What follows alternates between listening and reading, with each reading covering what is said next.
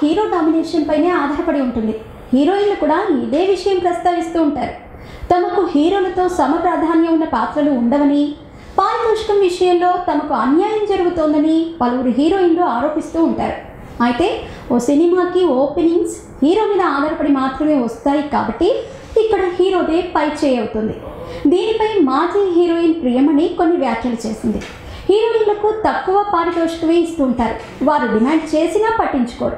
దక్షిణాదిలో డిమాండ్ ఉన్న అనుష్క, సమంత, నయనతార మాత్రమే డిమాండ్ చేసి సాధించుకోగలరు, కానీ మిగతా ఎవరూ డిమాండ్ చేయలేరని, నిర్మాత ఇచ్చింది తీసుకోవటమే అని ఓపెన్గా చెప్పేసింది. నిజానికి ప్రియమణి చెప్పిన దాంట్లో అబద్ధమేమీ లేదు. తమన్నా, కాజల్ వంటి సీనియర్ హీరోయిన్లకు కూడా ఒక ఫిగర్ అమౌంట్ మాత్రమే ఇస్తారు. తమన్నాకు సైరా రూపంలో మంచి పేరు వచ్చింది, అయినా తను డిమాండ్ చేసినంత ఇవ్వరు.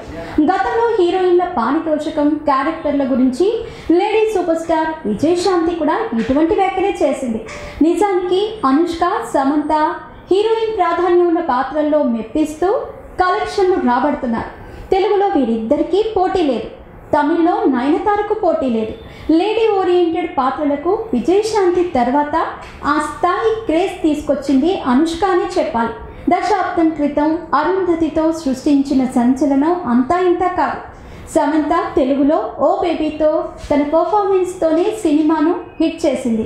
స్టార్ స్టేటస్ ఉన్న హీరోయిన్లు ఉన్నారు, కానీ క్రౌడ్ పుల్లర్స్ మాత్రం సౌత్లో ఈ ముగ్గురే అని చెప్పాలి. మేము చేసే వీడియోస్ మీ మొబైల్కి నోటిఫికేషన్గా రావాలంటే మా ఛానల్ని సబ్స్క్రైబ్ చేసుకుని పక్కనే ఉన్న బెల్ ఐకాన్ని యాక్టివేట్ చేసుకోండి.